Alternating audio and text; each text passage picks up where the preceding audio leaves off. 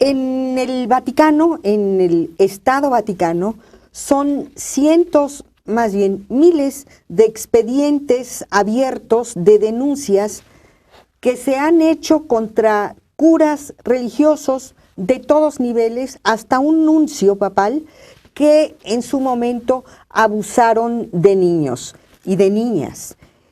Casos de trata, incluso de pornografía infantil, delitos graves en cualquier lugar del mundo. De estos casos, muchos son de niños mexicanos. El Papa Francisco, cuando empezó su pontificado, tuvo una serie de pronunciamientos bastante fuertes, llamó a los curas pederastas, antropófagos, incluso llegó a mandarle una carta, un pequeño mensaje a un joven mexicano que había sido violado por un cura, el cura Carlos López, pidiéndole perdón. Un pequeño mensaje muy sentido. Esto ha creado muchas expectativas de que ahora en la visita papal que se aproxima, el tema de la pederastia clerical vaya a ser un tema importante y pueda significar un cambio. Para hablar de este tema, tenemos hoy un invitado de lujo al que yo le agradezco muchísimo, Alberto Atié Gallo, ex sacerdote y un activista muy destacado en la defensa de las víctimas, de los sobrevivientes de los abusos sexuales de los sacerdotes. Además, ha sido uno de los que han facilitado la exposición a la luz pública y la aproximación a las instancias penales en el caso de las víctimas del ícono de los pederastas, que es Marcial Maciel. Bienvenido, Alberto, muchas gracias. Gracias a ti, Blas, por compartir con nosotros, tus puntos de vista, empezando por evaluar realmente lo que es el discurso de Francisco, del Papa Francisco. Pues si me lo permites, yo te diría que habría que distinguir y luego confrontar para tener una visión completa entre lo que podríamos llamar los discursos, los gestos, la imagen, los encuentros del Papa Francisco en la temática en torno a la pederastia clerical, que son magníficos. Yo creo que quienes le han ayudado, porque sabemos además que hay una empresa internacional detrás de manejo de imagen, de medios, de redes sociales, con él, han manejado muy bien esta parte. Yo creo, históricamente hablando, y estoy seguro, que en términos de discursos no ha habido otros como los de él, que en términos de algunos gestos públicos ha hecho avances muy significativos, ¿no? Y en términos de encuentros con víctimas han sido muy conmovedores. O sea, esa parte yo le he llamado la curva ascendente, valiosa, positiva, que como tú lo dijiste, genera muchas expectativas. Como si este Papa fuera realmente el reformador que esperábamos que existiera en la Iglesia para terminar con esta tragedia que yo la he calificado como un auténtico holocausto de miles, de decenas de miles de niñas y niños en el mundo, porque no solo han sido abusados sexualmente, sino que se les ha pedido el sacrificio de callarse y de inmolarse a favor de la imagen, para que no lastimen la imagen y el prestigio de la Iglesia y de sus representantes, ¿no? Entonces, en esta tragedia histórica espantosa, parecería, si vemos solo esa parte de Francisco, que se están dando pasos cualitativos. Y yo te diría, sí, en ese campo. Y puedo ponerte ejemplos que son magníficos. Tú acabas de decir, por primera vez un papa califica a los abusadores como antropófagos. O sea, qué expresión tan tremenda. Son caníbales, diríamos nosotros, en términos de comerse, destruir a las niñas y a los niños en su humanidad, en su desarrollo, que es un derecho fundamental consagrado por la Convención Mundial de los Derechos del Niño, en su fe, en su espiritualidad. Imagínate lo que significa para un papá, una mamá, que le confía a sus pequeñitos a un sacerdote para que le enseñe la vida de Jesús, el Evangelio, cómo ser mejor cristiano, y acaban siendo destrozados en sus personas, ¿no? El Papa también definió esos actos como misas negras. O sea, bueno, ahora sí que diríamos que en términos coloquiales llamaríamos actos diabólicos, ¿no? Ofrendas a Satanás. Bueno, o sea, si tú dices, wow, los términos son durísimos, cero tolerancia a la pederastia, no toleraré que nadie... Junto con esa frase de Antropófagos, dice inmediatamente después en la entrevista, con que haya uno solo que haga esto es para transformar toda la estructura de la iglesia. Dices tú, ya llegó el que estábamos esperando. Entonces, en esa parte muy clara, ¿no? En segundo lugar, cuando dices, bueno, ok, ¿cómo pasa de esas expresiones, de esas palabras, a los actos y sobre todo a las decisiones? Porque él es un responsable mundial de una organización que tiene más de 1.200, 300 millones de miembros, ¿no? La Iglesia Católica es de las más grandes religiones del mundo, ¿no? Pero además él es el jefe directo e inmediato de la organización que se llama la Santa Sede, que es un órgano de gobierno, es una especie de gabinete enorme que tiene el Papa, tanto para gobernar en la Iglesia como para gobernar desde el Vaticano. La Santa Sede tiene esa doble función un poco difícil, híbrida, de entender, porque a veces juega solo como iglesia y a veces juega también como Estado, depende un poco de las circunstancias o de las temáticas que va a operar. Pero bueno, la Santa Sede es ese órgano, y en ese órgano fue precisamente donde se diseñó un mecanismo internacional que opera a través de las nunciaturas y a través de la Congregación para la Doctrina de la Fe, cómo proteger, cómo atender, si tú quieres, para no usar inmediatamente la palabra proteger, a los casos de abuso que se presenten en el mundo, ¿no? ¿Qué órgano es este? En el caso de la Santa Sede tiene dos órganos, ¿no? Uno es la Sagrada Congregación para la Doctrina de la Fe, que es prácticamente la actualización de la Santa Inquisición. Si tú te recuerdas, la Iglesia llegó a tener poder espiritual y poder temporal. Podía incluso eliminar, matar a quienes consideraba herejes o demoníacos, las mujeres, las brujas, o los herejes, los que contradecían o expresaban de alguna manera su odio, su rechazo de la fe. Eran juzgados, eran torturados en algunos casos y eran eliminados, o sea, eran matados en nombre de Dios. Bueno, esa modalidad que se llamó la Santa Inquisición en su momento, se fue convirtiendo en el momento que la Iglesia renuncia al poder temporal, a no meterse en asuntos de justicia hasta ese grado. Entonces cambia la modalidad y le llaman Congregación para la Doctrina de la Fe, o sea, que cuida la fe y cuida la moral de la Iglesia, ¿no?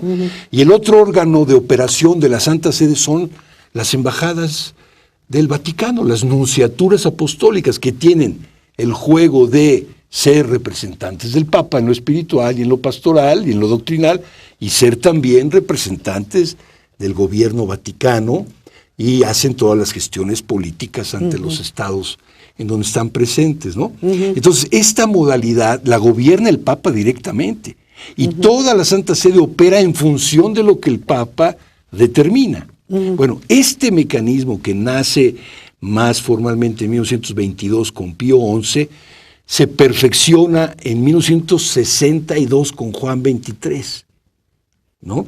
Y en este momento es cuando ya se tiene muy bien determinado el protocolo de cómo atender los casos.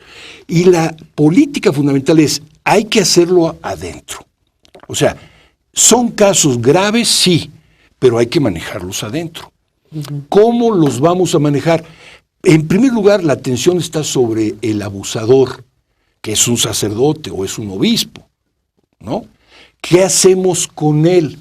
Pues hay que buscar una reforma interna, interior. Son procesos disciplinarios, espirituales, penitencias, retiros, en dado caso incluso reclusiones, como las casas que tienen las iglesias en el mundo. Estados Unidos y México tienen sus casas de reclusión temporal para este tipo de casos, como para sacerdotes alcohólicos, sacerdotes que tienen otro tipo de adicciones o obsesiones. Hay que recluirlos temporalmente, se les trata y luego se les regresa al ministerio, ¿no?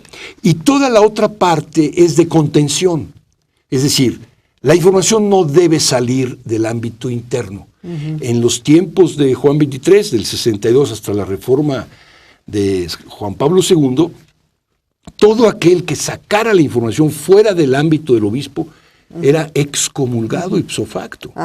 Es decir, en esta estructura, aún con toda la buena voluntad y el juicio que hace el Papa a la pederastia, no se trata de delitos que tengan que comparecer frente a la justicia civil, humana o exacto, política. ahí está el punto, ¿ves? O sea, ese mecanismo lo sostiene todavía hoy Francisco. Okay.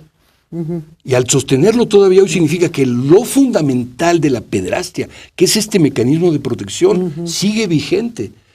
Podrá tener buenas expresiones, buenos gestos, son maravillosos.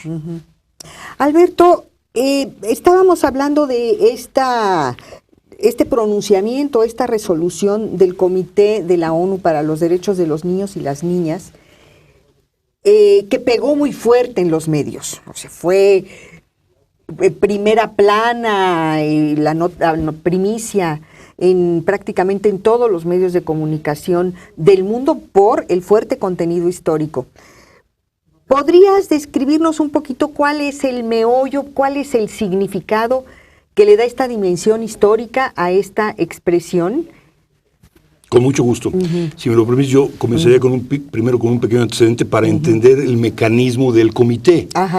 O sea, en términos históricos, después de la Declaración Universal de los Derechos Humanos del 48, que es un hito histórico, con todos los límites que quieras ponerle a lo humano, es un hito histórico porque es la primera vez que hay un muro de contención frente a los autoritarismos de los estados totalitarios, fascistas, de todo tipo. Bueno, con sus bemoles, porque siempre la historia y la realidad humana nos va a rebasar por todos lados y hay que acomodar cada vez más y mejor las instituciones y los procedimientos de justicia. Pero ahí hay un gran dique. Comienzo por decirte que la Santa Sede, el órgano de gobierno del Papa, es miembro de Naciones Unidas, pero no es firmante de la declaración. No la ha firmado.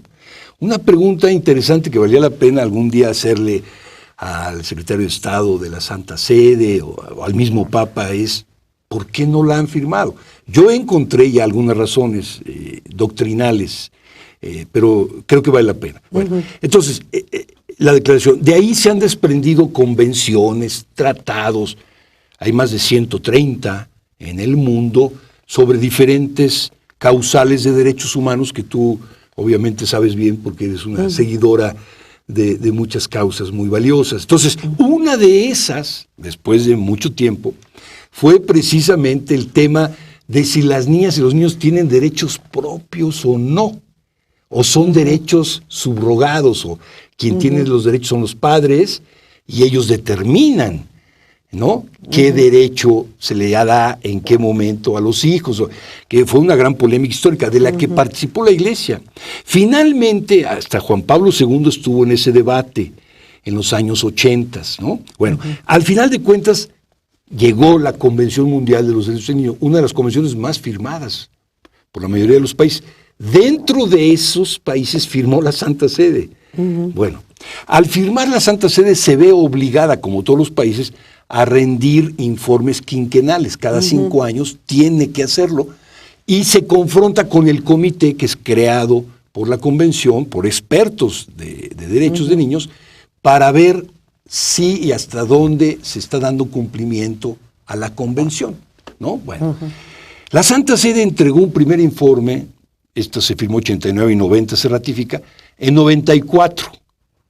Pero es un primer informe que si tú lo ves realmente es de la formalidad total, estaban empezando. Bueno, del 94 al 2014 no había entregado ninguno. Tenía pendientes de 3 informes que entregar. Bueno, en el momento en que viene la situación de si va a entregar o no, porque ya se iba a volver un faltante muy grave en términos diplomáticos, la Santa Sede envía porque tiene que enviar su informe antes, ser revisado, luego viene la comparecencia en vivo, y luego viene las expresiones de los resultados, y luego el informe y las recomendaciones. Es un proceso complejo. Bueno, yo no lo conocía hasta esta circunstancia. Entonces, la Santa Sede envía un informe donde junta los 3 anteriores y le dice, y además se presenta como la superestrella educadora y asistencial de los niños y las niñas, la amante número 1 de todos los niños del mundo. Pero, como tú te recordarás, a partir de los años 80, sobre todo los 90s y 2000s, entran una serie de noticias en el mundo sobre abusos de sacerdotes, entalado. Y luego entra en el 2001 el caso que vemos hoy en la película de Primera Plana, de que un sacerdote logra abusar de 130 niños porque fue cambiado de 6 parroquias. El caso de Boston. El caso de Boston, el caso del padre Gogan. Y donde hay 70 más en la diócesis de Boston, y todos con conocimiento del arzobispo cardenal Bernard Law. ¡Wow!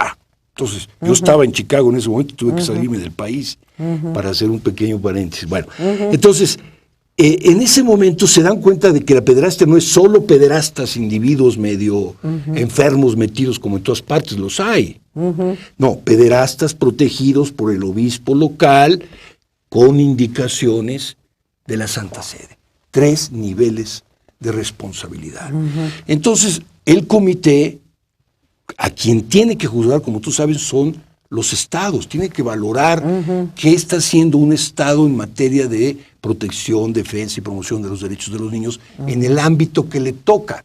Entonces, junto con el informe le dice, oye, te mando 11 preguntas referentes a los casos que han estado apareciendo en medios, a las investigaciones de los países que han estado publicando y a los reclamos de muchas víctimas que nos han estado llegando a través de informes alternativos. Entonces, te quiero pedir que me respondas a estas 11 preguntas. Bueno, para que veas que es una preparación, viene la comparecencia de la Santa Sede ante el comité y dice, no sé por qué me preguntas de esto, porque yo no tengo jurisdicción directa sobre los países en los que tú mencionas que hay casos.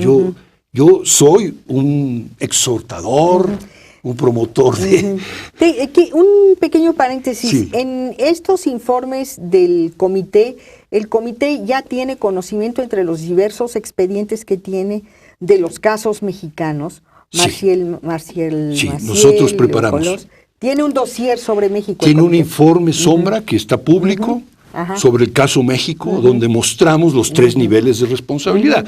Y ahí quiero decirte algo que fue para mí, bueno, yo diría irrepetible en mi vida. Darme cuenta que sin ponernos de acuerdo, las organizaciones de todas partes del mundo convergimos en ese diagnóstico. Hay 3 niveles de responsabilidad de la pederastia clerical.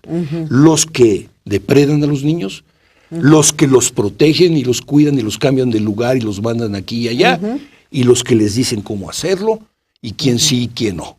¿De acuerdo? Entonces, eso coincidió a nivel mundial. Es un fenómeno, yo diría, históricamente inédito, tal vez. Claro. Bueno, entonces la Santa Sede tenía esos informes de países como Irlanda, Alemania, Holanda, Inglaterra, Francia. Y México. Y México en América Latina. Llevamos también información, promovimos informes de República Dominicana, etc. Bueno, y entonces, juntando todo eso, dice, oye, tengo una masa crítica muy fuerte que converge en que hay una responsabilidad a nivel de Estado miembro. Porque si no logran ese nivel, pues dicen, híjole, váyanse a los tribunales.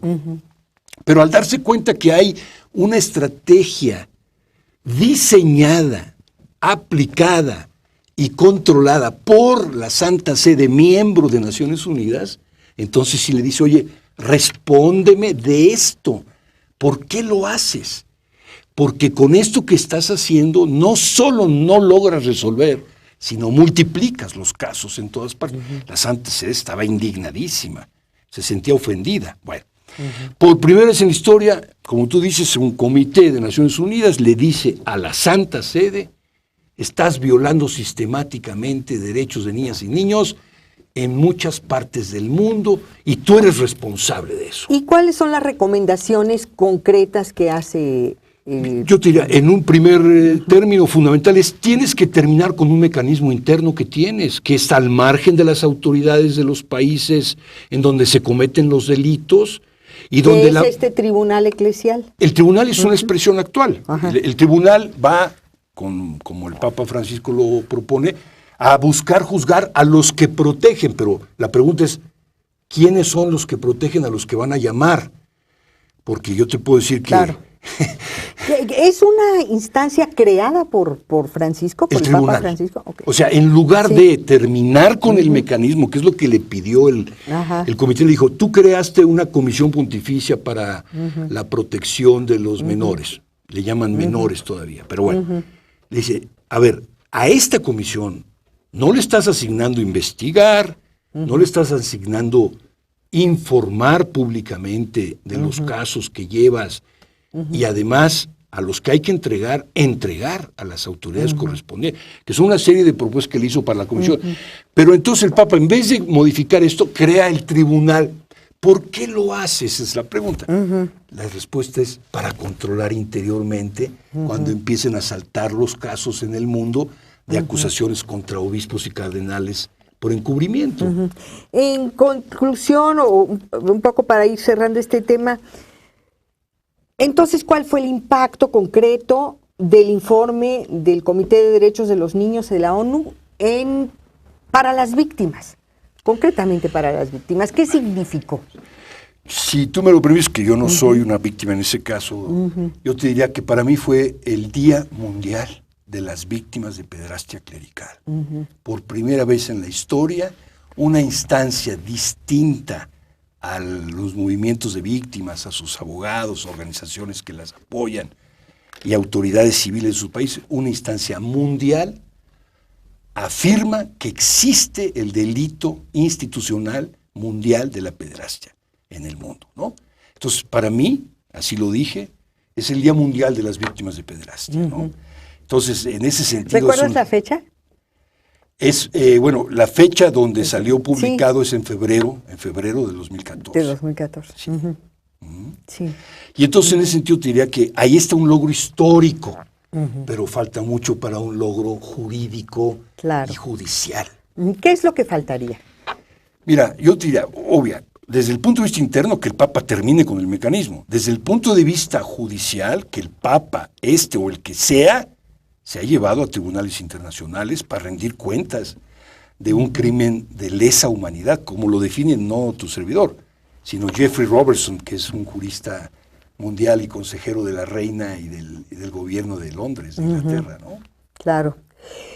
Faltaría pues mucho que abordar, porque también hay que hablar de las víctimas, de lo que pasa con un ser humano que es violado, violentado por la persona en la que confía, que es el cura, el sacerdote, el párroco.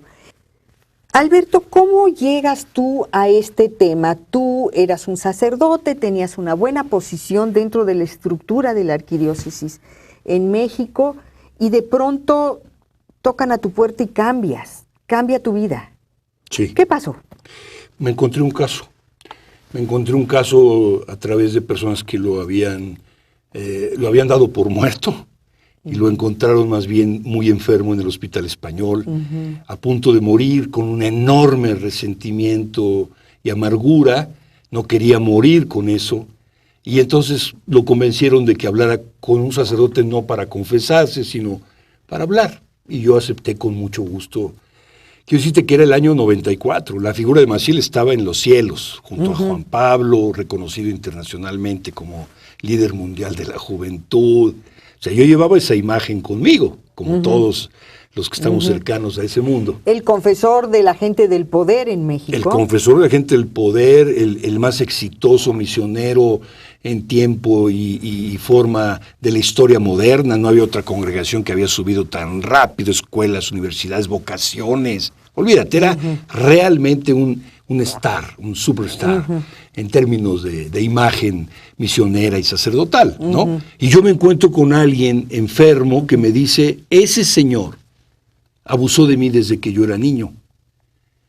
Y me explica la forma en la que lo abusó, cómo lo usó después para conseguirle drogas que se inyectaba Maciel en los hoteles de superlujo de Europa y de los Estados Unidos cuando se la pasaba viajando muchas veces, cómo lo utilizó también para conseguir muchísimo dinero de las familias más prominentes, en el caso de México, los Espinosa Iglesias y otros, para construir las escuelas que sabemos que tienen ellos, el Cumbres, el Irlandés, la Universidad Iberoamericana, Anáhuac, de la que él fue también rector, ¿ves?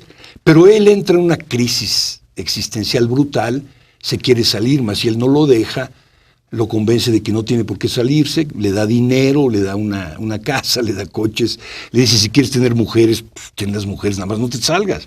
Hasta que él decide salirse y Maciel lo amenaza de muerte, según me dijo, y termina recluido en el hospital, ¿no? Entonces él me dice, Maciel destrozó mi vida. Tengo un profundo resentimiento. No quisiera morirme con ese resentimiento, pero tampoco quisiera simplemente perdonar y olvidar. Yo quiero justicia en mi vida, ¿no? Y entonces yo, tratando un poco de compartir con él lo que siempre me había movido en mi preparación y en mi búsqueda, es, tú puedes perdonar e incluso amar a tu propio enemigo y al mismo tiempo, sin odio, buscar la justicia. Es posible. Jesús te puede ayudar en eso, ¿no? Entonces, de repente, él se queda callado, baja la cabeza y empieza a llorar de una forma, pues, que tiene tan profusa que yo estaba asustado un poco porque estábamos en un restaurante comiendo. Levanta la cabeza y me dice, perdono, pero pido justicia, Alberto. Y le dije, primero te pido yo perdón por el daño que te pudimos haber hecho en la vida como iglesia. Tú buscabas ser de Jesús y acabaste enmarañado en una miseria y una porquería humana. Te ofrezco mi perdón, mi disculpa, y te acompaño en la búsqueda de la justicia, ¿ves? Entonces, sí, ese momento del que yo no intuía todo lo que había detrás, por supuesto que ni me lo imaginaba, un poco choqueado por las imágenes de Maciel entre lo que él representaba públicamente al lado del Papa y lo que él me estaba reflejando de su figura. Decía yo, bueno, o hay una contradicción entre ambas imágenes, o ambas imágenes son Marcial Maciel, ¿no? El hombre prestigioso y el abusador mafioso. Y luego surgen en esta denuncia que presentan en Estados Unidos otros hombres ya mayores que a su vez de niños pasaron por ese mismo viacrucis, por ese mismo tormento, ¿no? Con José Barba. Exactamente, sí, bueno. Y confluyen las causas y exacto. Algo que me pidió Juan, sí, exacto. Algo que me pidió Juan Manuel ese mismo día es, si tú estás en México y yo muero, por favor celebra la misa de cuerpo presente y dile a la gente que veas ahí, que tú no sabes quiénes van a ser, que yo he perdonado pero pido justicia. Lo hice sin mencionar a Maciel, nada. Y me encontré con que había 8 más. En esa misa. En esa misa, compañeros de él. Esos 8 son los que presentaron su testimonio notariado en Estados Unidos y fue publicado en el Hartford Courant de Connecticut, un periódico americano, en 1997, que fue cuando el cardenal Rivera sale diciendo que todo es un complot, que le pagaron a Salvador Guerrero, cuánto te pagaron para que sacaras esto, es pura mentira. O sea, acusando a las víctimas de estar pagando mentiras, falsedades, para dañar a Maciel, ¿no? Entonces yo voy a ver al cardenal y en vez de encontrarme a un pastor sensible a una problemática que puede ser, porque obviamente puede ser en su perspectiva, en su visión, cerró completamente la oportunidad, me dijo, todo es un complot, no tienes nada más que decir, ¿no? Entonces, yo tuve, por esa agresión de él, que salir del país. Me encuentro en Chicago, me voy a Chicago, y me encuentro con que no hay un caso como el que yo pensaba de Maciel, sino que hay muchos casos protegidos por sus obispos, como en el caso de Maciel por Rivera, y que además tienen protección de la Santa Sede, como el caso del cardenal Bernaló. No sé si sabes que a punto de ser acusado, lo sacó el Papa y se lo llevó a Roma y lo nombró rector de la Basílica de Santa María la Mayor. Bueno, yo estaba verdaderamente devastado. O sea, Juan Pablo II. Juan Pablo II. Yo ahí sí me di cuenta, sí lo quiero decir, que viví la noche más oscura de toda mi vida. Jamás imaginé que una institución que afirmaba seguir a Jesús, anunciarlo, compartirlo, comunicarlo, prefiriera proteger a este tipo de personas agresoras de niños a atender el clamor y la herida de los niños, ¿no? ¿En ese momento dejaste el sacerdocio? Entonces sí, yo entré ya en un proceso de salida, me di cuenta que ya no había nada que hacer, porque además me cerraron las puertas, me acusaron de enemigo, de mentiroso, de calumniador, y entonces yo decidí salir a los medios. Exactamente, y quiero hacer un reconocimiento que sin personas como tú y otros que decidieron ir abriendo espacios, porque tú sabes que fue muy complicado, incluso poderlo decir, vamos, ¿no? Claro. Fue lo que fue permitiendo que se conociera esa monstruosidad en el mundo, ¿no? Claro. Y en ese sentido te puedo decir que en México, en América Latina, logramos dar finalmente ese paso, porque del enemigo de Maciel, que parecía ser yo, después hubo el: oye, felicidades, Alberto, qué bárbaro, qué tipo más nefasto, y tú lo denuncias. Pero cuando yo decía: oye, pero detrás de él está el Papa, no, ahí sí ya no, ahí sí ya no, Alberto. No, ya te estás pasando. Sí. No, de veras, en serio. En efecto, una imagen simple. Hoy en día podemos oír a López Dóriga, el vocero de Televisa de alguna manera, decir: Maciel era un demonio. Pero yo recuerdo que Maciel ofició la misa en la sede de Chapultepec a la muerte del Tigre Azcárraga. Bueno, un hombre que estaba dentro de los medios también. Estaba y están todavía dentro los legionarios, porque eso es algo que no hay que perder de vista. Pero exactamente, quiero decirte que él y otros eran encarnizadamente enemigos de cualquier cosa que pudiese hacerse saber del padre Maciel y de su congregación, como estaba operando, ¿ves? Pero llega finalmente a consolidarse la verdad hasta el 2010 en adelante de que efectivamente era un criminal, y entonces hubo gente que dijeron: Alberto, felicidades, porque... Pero estos primeros casos, gente como Juan Manuel, como José Barba, ya son muy mayores. Bueno, Juan Manuel murió.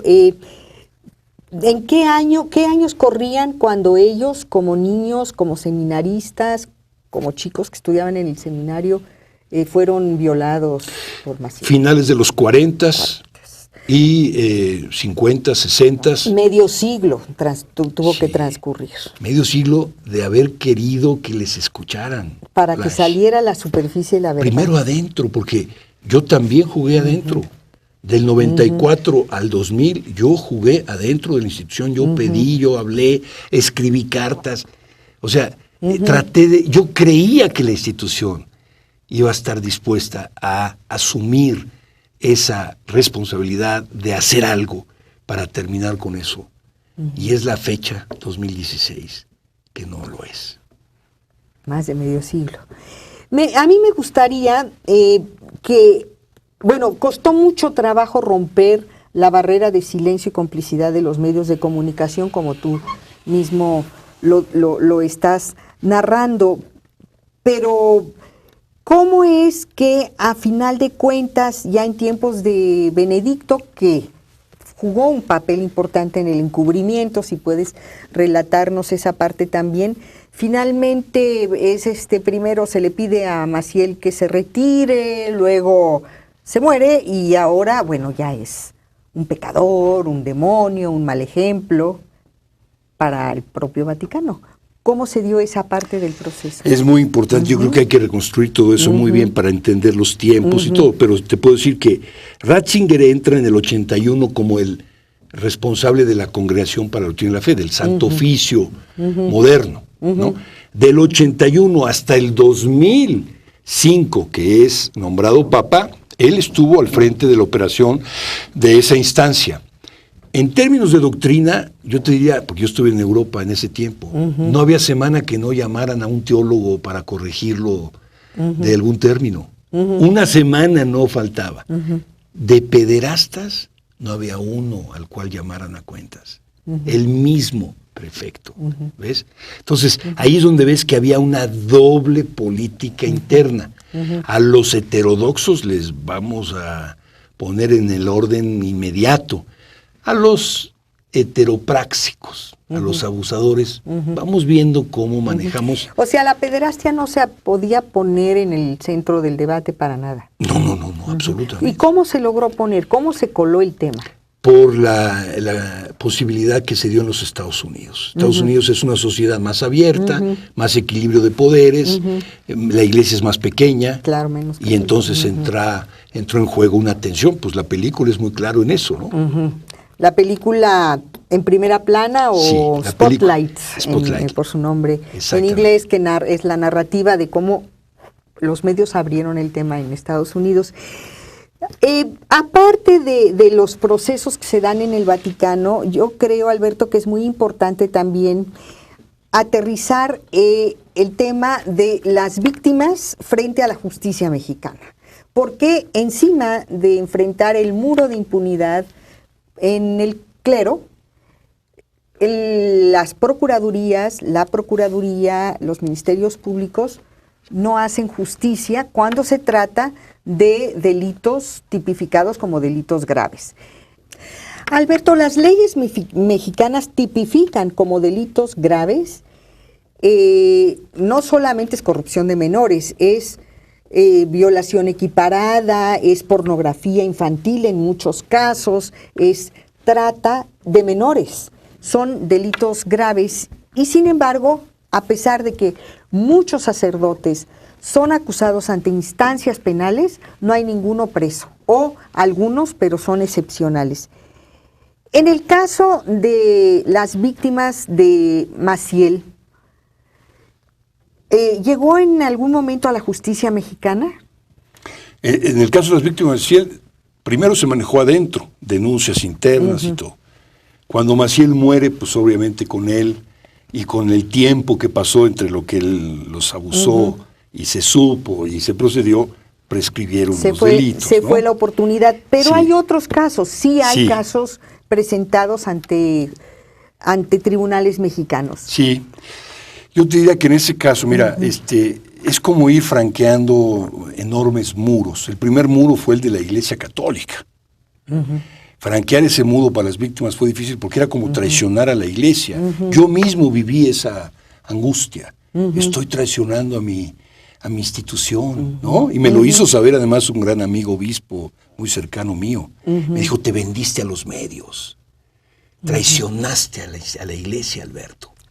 Era terrible. Muy bueno, entonces franquear ese muro, luego lograr que los medios empezaran a abrir espacios y lograr posicionarse y que el tema se pudiera tocar como ahorita contigo. Bueno, pues es una maravilla poder hablar con toda libertad, esperando que no te suceda algo a ti y a tu espacio. Esperamos que no, ¿eh? Pero bueno, y luego hay que franquear el muro de la impunidad y de la protección de las autoridades civiles, ministeriales y judiciales en la materia, efectivamente. ¿Podrías ejemplificarnos esto con algunos casos concretos? Yo sé que son muchos, pero ¿cuáles serían emblemáticos? Por ejemplo, este padre Nicolás Aguilar, que fue protegido por el obispo de Puebla, por el obispo de Tehuacán, que hoy es el cardenal Norberto Rivera, y por incluso el obispo de Los Ángeles, Roger Mahony. Efectivamente, ahí está un caso muy claro de cómo se detecta un sacerdote abusando de niños, casi lo matan los padres agredidos en términos morales por la agresión de sus hijos, y lo que hace el cardenal es todo un estratagema para que se salga del país. Ya había tenido anteriormente otra parroquia y había renunciado a ella por razones de salud.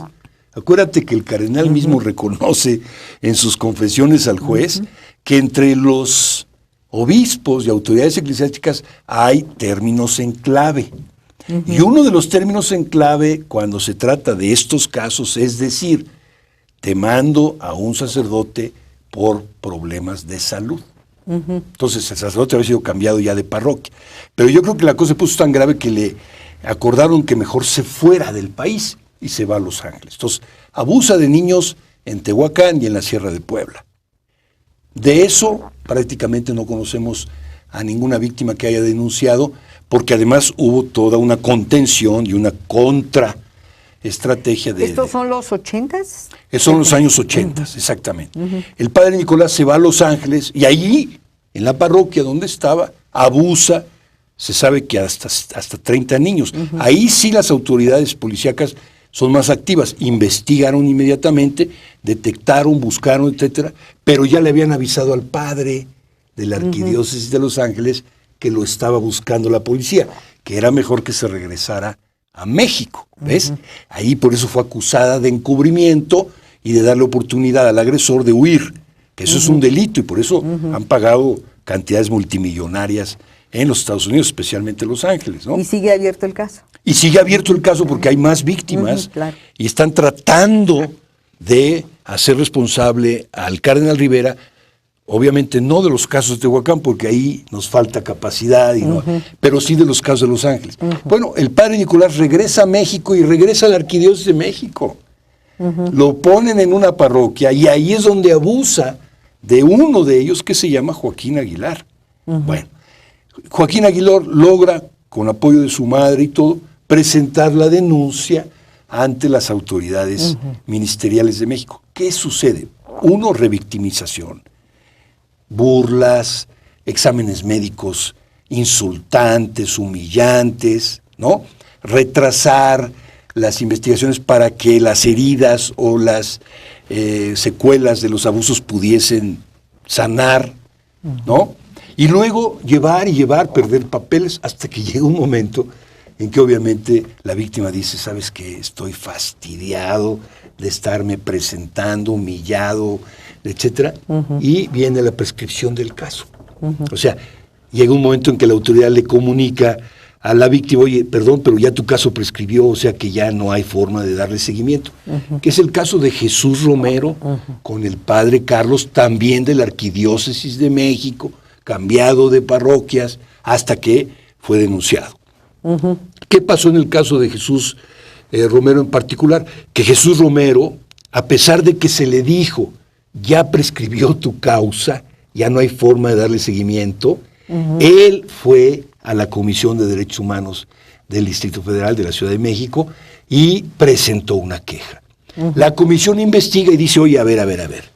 Por un lado veo reticencias y desprecios en la institución llamada Iglesia Católica, que no coopera con las autoridades para informar de quién es ese señor, dónde está y cómo localizarle para ser llamado a rendir cuentas a la autoridad. Pero por otro lado veo a la autoridad que es negligente, que no ha llamado, ni siquiera ha llamado al acusado, no solo no lo ha detenido, no lo ha llamado.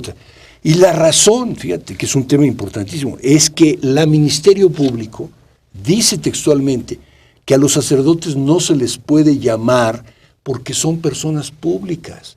Es decir, hay como una especie de reconocimiento de que tienen fuero o inmunidad. En un estado laico. En un estado laico del 2000, ¿ves? Entonces, en ese sentido te das cuenta cómo ya... ¿La Ministerio Público de qué juzgado es ella? Mira, eso, si me lo permites, te lo puedo hacer llegar porque tenemos la información. Ajá. Pero el que era procurador entonces, de ese momento, es el doctor Mancera. Ahora, si tú sigues la línea del doctor Mancera en su relación con el cardenal, te vas a dar cuenta que hay una enorme cercanía entre el cardenal Rivera y el doctor Mancera. Entonces, ahí es donde tú ves que hay no solo toda una estrategia y una política pública clara de la Iglesia de que esto no sale y no se va más allá de lo que nosotros manejemos y denostar a las víctimas y proteger a los pederastas, sino que hay también una conducta que va más allá de la ley, ¿no? Que va por encima de la ley, aunque seamos Iglesia y Estado separados desde Juárez para acá, en donde la autoridad protege a la institución, a sus autoridades, denosta, desprecia, cansa a la víctima hasta que le dice, prescribió tu caso, lo lamento, ¿no? Ahora, me llama la atención que menciones el caso de un gobernante en particular, Miguel Ángel Mancera, hoy jefe de gobierno, antes procurador del Distrito Federal, como uno de los agentes activos en esta política de encubrimiento y de impunidad. ¿Se ha hecho algo, las víctimas han hecho algo para señalar subrayar este elemento de complicidad? Sí, llevamos el caso México a Naciones Unidas, al comité. Hicimos un informe en donde mostramos precisamente este doble comportamiento complicitario interinstitucional y mostramos cómo la cultura católica es mucho más fuerte que las leyes, que las instituciones y que la búsqueda de la justicia. Entonces en México, por eso es mucho más problemático México y América Latina que Estados Unidos o Europa, porque ahí hay mucha más autonomía de los poderes e independencia de los mismos y pueden jugar mucho más fuerte. Aquí quiero decirte que hay una cultura católica que permea prácticamente todo, en donde criticar, denunciar, buscar la justicia de víctimas que han sido destrozadas por la institución, ya no solo por el individuo depredador, por la institución, por la forma de comportamiento, es muy complicado. Hay que derribar ese muro todavía. La última pregunta, y ya con el tiempo muy apretado, muy brevemente, Alberto, volviendo a esto, la cultura católica parece imponerse sobre las leyes y sobre derechos humanos elementales, por ejemplo, los derechos de los niños. La visita del Papa, la coyuntura de la visita del Papa Francisco va a permitir abrir este tema o, por el contrario, forzar que se cierre, que se silencie. Yo diría que la tendencia va ahorita a que no se mencione siquiera, por lo que vemos, ¿no? Nosotros vamos a seguir insistiendo hasta donde nos dé la vida, la fuerza humana, para decir que mientras el Papa no termine con ese mecanismo, la pederastia sigue plenamente en el mundo y en México. Y eso es su responsabilidad y le tocará rendir cuentas, esperamos algún día, obviamente ante Dios, si es que Él cree en eso, creemos que sí, como ante cualquier autoridad del mundo. Pero te diría que es tan fuerte la cultura católica en México que vamos a tardar muchísimo tiempo antes, durante y después de la visita del Papa para hacer de veras de este país un Estado de derecho que salvaguarde los derechos humanos de las personas. Y que, por cierto, está en la esencia de lo que es el ser cristiano, ¿no? Bueno, terminamos el programa, esta discusión, con la esperanza de que en la medida en que lo hablamos, también se va abriendo, se van ventilando, se van abriendo ventanas, ¿no? Para algún día de veras esperamos acabar con la impunidad de los curas pederastas, de los curas que violan niños, para decirlo en otros términos. Al contrario, Alberto, muchísimas gracias. Nosotros nos despedimos de este lado en Rompeviento Televisión. Los esperamos el próximo lunes.